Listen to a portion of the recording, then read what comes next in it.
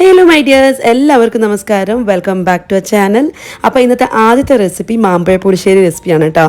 ഒട്ടുമിക്ക പേർക്കും അറിയാവുന്ന റെസിപ്പി ആയിരിക്കും, പക്ഷേ എന്നാലും നമ്മുടെ വീട്ടിൽ വല്ലപ്പോഴും ഉണ്ടാക്കുന്നതാണ്. വർഷത്തിൽ 1-2 തവണ മാത്രമേ ഉണ്ടാക്കാൻ പറ്റത്തുള്ളൂ. അത്രയ്ക്കും ഈ മാങ്ങ എവിടെയും കിട്ടാറില്ല. അപ്പോൾ അതുകൊണ്ട് തന്നെ കിട്ടുന്ന സമയത്ത് മേടിച്ചുണ്ടാക്കും.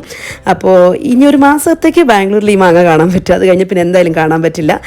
എനിക്ക് തോന്നുന്നു ഇത് കാട്ടുമാങ്ങയാണെന്ന് തോന്നുന്നു. എനിക്ക് ഇതിൻ്റെ പേര് ശരിക്കും അറിയില്ല കേട്ടോ. നിങ്ങൾക്ക് ആർക്കെങ്കിലും അറിയാമെങ്കിൽ പറഞ്ഞുതരാം. അപ്പോൾ ഞാൻ ആ ഒരു മാങ്ങ 1/2 കിലോ വാങ്ങിച്ചിട്ടുണ്ടായിരുന്നു. അതിൻ്റെ തൊലിയൊക്കെ ഇങ്ങനെ പൊളിച്ച് കളയുന്നുണ്ട്. നമുക്ക് കത്തി കൊണ്ട് കട്ട് ചെയ്യേണ്ട ആവശ്യമൊന്നുമില്ല, അല്ലാതെ തന്നെ ഈസി ആയിട്ട് പീലായി കിട്ടിക്കോളും കേട്ടോ. അപ്പോൾ അത്രയും ഞാൻ എടുത്തിട്ടുണ്ട്. ഇപ്പോൾ ഒരു മൊത്തത്തിൽ 8 മാങ്ങയോളം ഞാൻ എടുത്തിട്ടുണ്ട്. പറ്റുമെങ്കിൽ ഈ കറി മൺചട്ടി തന്നെ ഉണ്ടാക്കാൻ നോക്കണേ. അപ്പോൾ ഞാൻ ആ മാങ്ങ മൺചട്ടിയിൽ ഇട്ട് കൊടുത്തിട്ടുണ്ട്. എന്നിട്ട് ആവശ്യത്തിന് ഉപ്പും, ഒരു 1/4 ടീസ്പൂൺ മഞ്ഞൾപ്പൊടി, ഒരു 1/2 ടീസ്പൂൺ മുളക് പൊടിയും, കുറച്ച് കരിവേപ്പിലയും ചേർത്തിട്ടുണ്ട്. എന്നിട്ട് ആവശ്യത്തിന് വെള്ളം ഒഴിച്ചു. പിന്നെ മധുരത്തിന് വേണ്ടിയിട്ട് ശർക്കര ചേർത്ത് കൊടുത്തിട്ടുണ്ട്. നിങ്ങൾക്ക് വേണമെന്നുണ്ടെങ്കിൽ പഞ്ചസാരയും ചേർക്കാം, പക്ഷെ ഞാൻ എപ്പോഴും ശർക്കര ചേർത്തിട്ടാണ് കേട്ടോ ഉണ്ടാക്കുന്നത്. അപ്പോൾ അതും കൂടി ചേർത്തതിന് ശേഷം എല്ലാം നന്നായിട്ട് ഒന്ന് ഇളക്കി കൊടുക്കുക, മിക്സ് ചെയ്ത് കൊടുക്കുക. അപ്പോൾ ഈ മാങ്ങ ഒരു പകുതിയോളം മുങ്ങി നിൽക്കുന്ന രീതിയിൽ വെള്ളം ഒഴിച്ചു കൊടുക്കണേ. എന്നിട്ട് ഞാനിത് സ്റ്റവ് ഓൺ ചെയ്ത് അടുപ്പത്ത് വെച്ചിട്ടുണ്ട്. ഇനി ഇത് നല്ലതുപോലെ തിളച്ച് വരണം.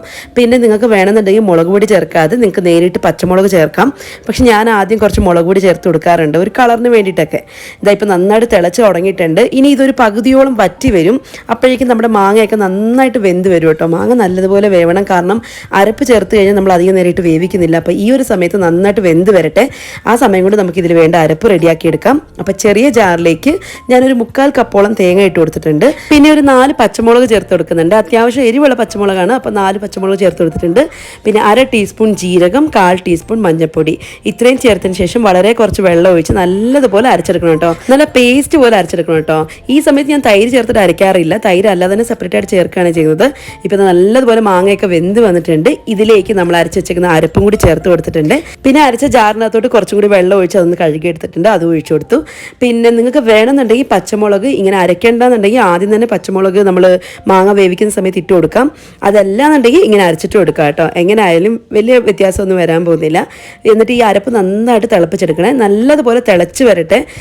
കാരണം എന്ന് വെച്ചാൽ നമ്മൾ ചേർത്തേക്കുന്ന പച്ചത്തേങ്ങയാണല്ലോ, അതൊന്ന് നന്നായിട്ട് വെന്ത് വരട്ടെ, അല്ലെങ്കിൽ ഇരിക്കും തോറും മോശമാവും.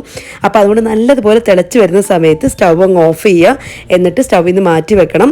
അത്യാവശ്യം ചെറുതായിട്ടൊന്ന് തണുക്കുന്ന സമയത്ത്, അതായത് ഒരുപാട് അങ്ങ് തണുത്ത് പോരുത്, ചെറിയ ഇളം ചൂടുള്ള സമയത്ത് തന്നെ തൈര് ഉടച്ചിട്ടൊന്ന് ചേർത്ത് കൊടുക്കണം. ഒന്നെങ്കിൽ ജാറിനകത്ത് ഇട്ടിട്ട് ജസ്റ്റ് ഒന്ന് അടിച്ചെടുക്കാം, പൾസ് ബട്ടൺ വെച്ചിട്ട് അടിച്ചെടുക്കാം. അതല്ലാന്നുണ്ടെങ്കിൽ കൈ കൊണ്ട് തന്നെ ഒന്ന് ഉടച്ചിട്ട് ചേർത്ത് കൊടുക്കാവുന്നേ ഉള്ളേ. എന്നിട്ട് ഉപ്പൊക്കെ ഒന്ന് ചെക്ക് ചെയ്ത് നോക്കുക. നിങ്ങൾക്ക് വേണമെന്നുണ്ടെങ്കിൽ ഉപ്പ് ചേർത്ത് കൊടുക്കാം. അത് കഴിഞ്ഞിട്ട് നന്നായിട്ടൊന്ന് മിക്സ് ചെയ്തിട്ട് മാറ്റി വെക്കണേ. ഇനി ഒന്നുമില്ല, കടുക് താളിച്ച് ഒഴിച്ചാൽ മാത്രം മതി. അപ്പോൾ അതിനായിട്ട് ഒരു പാനിലേക്ക് വെളിച്ചെണ്ണ ഒഴിച്ചു കൊടുത്തിട്ടുണ്ട്. എന്നിട്ട് എണ്ണ ചൂടായി വരുന്ന സമയത്ത് കടുകിട്ട് പൊട്ടിച്ചു. പിന്നെ ഉലുവ ചേർത്ത് കൊടുത്തിട്ടുണ്ട്. നിങ്ങൾക്ക് വേണമെന്നുണ്ടെങ്കിൽ ഉലുവ പൊടിയായിട്ടും ചേർക്കാം, അതല്ല ഇങ്ങനെ വേണമെങ്കിലും ചേർക്കാം. പിന്നെ വറ്റൽ മുളക്, കരിവേപ്പില, ഒരു നുള്ള് മഞ്ഞൾപ്പൊടി, ഒരു നുള്ള് മുളക് പൊടി, ഇത്രയും ചേർത്ത് കൊടുത്തിട്ടുണ്ട്. എന്നിട്ട് ഇത് നന്നായിട്ടൊന്ന് മിക്സ് ചെയ്ത് അപ്പം തന്നെ കറിയിലേക്ക് ഒഴിച്ചു കൊടുക്കുക. പൊടി കരിഞ്ഞു പോകാൻ പാടില്ല, അത് പ്രത്യേകം സൂക്ഷിക്കണം, അല്ലെന്നുണ്ടെങ്കിൽ കരിയുന്ന സ്മെല്ലടിക്കും, അതുകൊണ്ടാണ്. എന്നിട്ട് നമ്മുടെ കറിയിലേക്ക് ഒഴിച്ചു കൊടുത്തിട്ടുണ്ട്. അത് കഴിഞ്ഞ് എല്ലാം നന്നായിട്ടൊന്ന് മിക്സ് എടുത്തു കഴിഞ്ഞാൽ നമ്മുടെ അടിപൊളി ടേസ്റ്റി ആയിട്ടുള്ള മാമ്പഴ പുളിശ്ശേരി റെഡിയാണ് കേട്ടോ. ഇതിൻ്റെ സ്വാദ് പറഞ്ഞറിയിക്കാൻ പറ്റില്ല, അത്രയ്ക്കും ടേസ്റ്റാണ്. എനിക്ക് ഭയങ്കര ഇഷ്ടമുള്ള ഒരു കറിയാണ്. അപ്പം പ്രത്യേകിച്ച് ഈ മാങ്ങ തന്നെ കിട്ടണം, എന്നാലേ ഇത്രയും സ്വാദ് ഉണ്ടാവുള്ളൂ. അതേപോലെ ഉണ്ടാക്കി ഉടനെ കഴിക്കരുത് കേട്ടോ. കുറച്ച് നേരം കഴിഞ്ഞ് അത് തണുത്ത് കഴിഞ്ഞിട്ട് ആ ഒരു ടേസ്റ്റൊക്കെ ഇങ്ങനെ ഇറങ്ങിച്ചെല്ലുമല്ലോ, അന്നേരം കഴിക്കണം. ഭയങ്കര സ്വാദായിരിക്കും. അപ്പോൾ ഈ മാങ്ങ കിട്ടിയിട്ടുണ്ടെങ്കിൽ നിങ്ങളെല്ലാവരും ഒന്ന് ട്രൈ ചെയ്ത് നോക്കുക. സീസണൽ കറിയാണ്, അപ്പോൾ അതുകൊണ്ട് തന്നെ മിസ്സാക്കരുത്. ട്രൈ ചെയ്ത് നോക്കിയിട്ട് ഫീഡ്ബാക്ക് അറിയിക്കാൻ മറക്കല്ലേ. ഇനി അടുത്തത് മുളപ്പിച്ച മുതിരത്തോരൻ്റെ റെസിപ്പിയാണ് കേട്ടോ കാണിക്കാൻ പോകുന്നത്. ഞാൻ ഇന്നലെ തന്നെ വെള്ളത്തിലിട്ടിട്ടുണ്ടായിരുന്നു. അത് കഴിഞ്ഞിട്ട് ഒരു ദിവസം മാത്രമേ ഇങ്ങനെ തുണിയിൽ കെട്ടി വെച്ചിട്ടുള്ളൂ. അതുകൊണ്ട് ചെറുതായിട്ടൊന്ന് മുള വന്നിട്ടുള്ളൂ കേട്ടോ, ഒരുപാടൊന്നും വന്നിട്ടില്ല.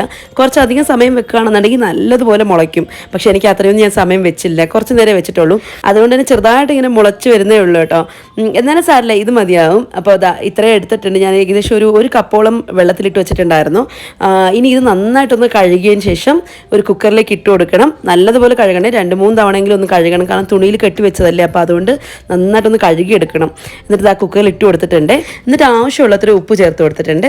കുറച്ച് മഞ്ഞൾപ്പൊടിയും ചേർത്ത് കൊടുത്തിട്ടുണ്ട്. അതായത് ഒരു 1/4 ടീസ്പൂൺ മഞ്ഞൾപ്പൊടി ചേർത്ത് കൊടുത്തിട്ടുണ്ട്. വളരെ കുറച്ച് മാത്രം വെള്ളം ഒഴിച്ച് അടച്ച് വെച്ച് 2 വിസിൽ അടുപ്പിച്ചെടുക്കണം. അപ്പോൾ ഞാൻ വെള്ളം അധികം ഒഴിച്ചിട്ടില്ല, കുറച്ച് മതി. കാരണം എന്ന് വെച്ചാൽ വെള്ളം ഒരുപാടായാലും അത് ഊറ്റി കളയേണ്ടി വരും. അപ്പോൾ അതുകൊണ്ട് തന്നെ അതിൻ്റെ ഗുണങ്ങളൊക്കെ അങ്ങ് നഷ്ടപ്പെടും. അപ്പോൾ വളരെ കുറച്ച് വെള്ളം ഒഴിക്കുക, അത് നമുക്ക് വറ്റിച്ചെടുക്കാവുന്നത്രയും വെള്ളം മതി. അപ്പോൾ ഇത് അടച്ച് വെച്ചിട്ട് 2 വിസിൽ അടുപ്പിച്ചെടുക്കണം. ഹൈ ഫ്ലെയിമിൽ വെച്ചിട്ട് 2 വിസിൽ അടുപ്പിച്ചെടുക്കണം. എന്നിട്ട് തുറന്ന് നോക്കുക. വെന്തിട്ടില്ല എന്നുണ്ടെങ്കിൽ വീണ്ടും അടച്ച് വെച്ചിട്ട് 1 വിസിലും കൂടി അടുപ്പിച്ചെടുത്താൽ മതി. പക്ഷേ ഞാൻ എൻ്റെ 2 വിസിൽ അടിച്ച് അതിൻ്റെ പ്രഷറൊക്കെ പോയി കഴിഞ്ഞ് തുറന്ന് നോക്കുന്ന സമയത്ത് നന്നായിട്ട് വെന്ത് കിട്ടിയിട്ടുണ്ട് കേട്ടോ, പാകത്തിന്. അതായത് തോരൻ്റെ ആ ഒരു പാകം കിട്ടിയിട്ടുണ്ട്. കറിയാണെങ്കിൽ കുറച്ചും കൂടി വേവിക്കേണ്ടി വരും, പക്ഷേ തോരൻ ഇത് മതിയാവേ. ഇനി ഒരു ചീഞ്ചട്ടിയോ അല്ലെങ്കിൽ കടായി ചൂടാക്കാനായിട്ട് വെക്കാം. എന്നിട്ട് വെളിച്ചെണ്ണ ഒഴിച്ചു കൊടുക്കാം. വെളിച്ചെണ്ണയാണെങ്കിൽ നല്ല ടേസ്റ്റ് ആയിരിക്കും. അതല്ലെന്നുണ്ടെങ്കിൽ നിങ്ങൾക്ക് സൺഫ്ലവർ ഓയിൽ യൂസ് ചെയ്യാം കേട്ടോ. എന്നിട്ട് ചെറിയ ഉള്ളി ചേർത്ത് കൊടുത്തിട്ടുണ്ട്. ചെറിയ ഉള്ളി ഒരു 8 എണ്ണം എടുത്തിട്ടുണ്ടാവും ഞാൻ. ചെറിയ ഉള്ളി ഉണ്ടെങ്കിൽ അത്രയും നല്ലത്. അതില്ലെന്നുണ്ടെങ്കിൽ സവാള എടുക്കാം കേട്ടോ, ഒരു ചെറിയ സവാള എടുക്കാം. പിന്നെ കരിവേപ്പില ചേർത്ത് കൊടുത്തിട്ടുണ്ട്. കുറച്ച് വെളുത്തുള്ളി ചേർത്ത് കൊടുത്തിട്ടുണ്ട്. വെളുത്തുള്ളി ചതച്ച് ചേർത്ത് കൊടുത്തേക്കാണ്. നിങ്ങൾക്ക് ഗ്യാസ്ട്രിക് ഇഷ്യൂസ് ഒക്കെ ഒഴിവാക്കാൻ വേണ്ടിയിട്ടാണ് വെളുത്തുള്ളി ചേർക്കുന്നത്. അത് ആ ഒരു സ്മെല്ലും ടേസ്റ്റും ഇഷ്ടമല്ല എന്നുണ്ടെങ്കിൽ ഒഴിവാക്കാം, കുഴപ്പമില്ല. പക്ഷേ ഗ്യാസ്ട്രിക് ഇഷ്യൂ ഉള്ളവർക്ക് വെളുത്തുള്ളി ചേർക്കുന്നത് എന്തുകൊണ്ട് നല്ലതായിരിക്കും. എന്നിട്ട് നന്നായിട്ടൊന്ന് വഴറ്റിയെടുക്കണേ. ഈ ഉള്ളിയുടെ കളറ് മാറുന്ന വരെ നല്ലതുപോലെ ഒന്ന് വഴറ്റിയെടുക്കണം. ഏകദേശം ഒരു ലൈറ്റ് ബ്രൗൺ ആയി വരുന്ന സമയത്ത് ഇതിലേക്ക് ഞാൻ ചതച്ച മുളക് ചേർത്ത് കൊടുക്കുന്നുണ്ട്. അതായത് ചില്ലി ഫ്ലേക്സ് ഇല്ലേ, ചേർത്ത് കൊടുക്കുന്നുണ്ട്. 2 ടീസ്പൂണോളം ചേർത്ത് കൊടുത്തിട്ടുണ്ട്. അതല്ലെന്നുണ്ടെങ്കിൽ നിങ്ങളുടെ എരിവിനനുസരിച്ച് ചേർത്ത് കൊടുക്കാം. ഇനി ഈ ചതച്ച മുളക് നിങ്ങളുടെ കയ്യിൽ ഇല്ലാന്നുണ്ടെങ്കിൽ മുളക് പൊടി ചേർത്ത് കൊടുക്കാം. ഈ സമയത്ത് അതും ചേർത്ത് കൊടുക്കാവുന്നേ ഉള്ളൂ. 1 ടീസ്പൂണോളം മുളക് പൊടി ചേർത്ത് കൊടുക്കാം. എന്നിട്ട് ആ ഒരു പൊടിയുടെ പച്ചമണം മാറുന്ന വരെ നന്നായിട്ടൊന്ന് വഴറ്റിയെടുക്കണം. ലോ ഫ്ലെയിമിൽ വെച്ചിട്ട് വേണം വഴറ്റിയെടുക്കാനായിട്ട്. പിന്നീട് തേങ്ങ ചേർത്ത് കൊടുക്കുന്നുണ്ട്. തേങ്ങ നിങ്ങൾക്ക് വേണമെന്നുണ്ടെങ്കിൽ ജാറിലിട്ടിട്ട് ഇച്ചിരി മഞ്ഞപ്പൊടിയും തേങ്ങയും വെച്ചിട്ട് നിങ്ങൾക്കൊന്ന് ചതച്ചെടുക്കാം.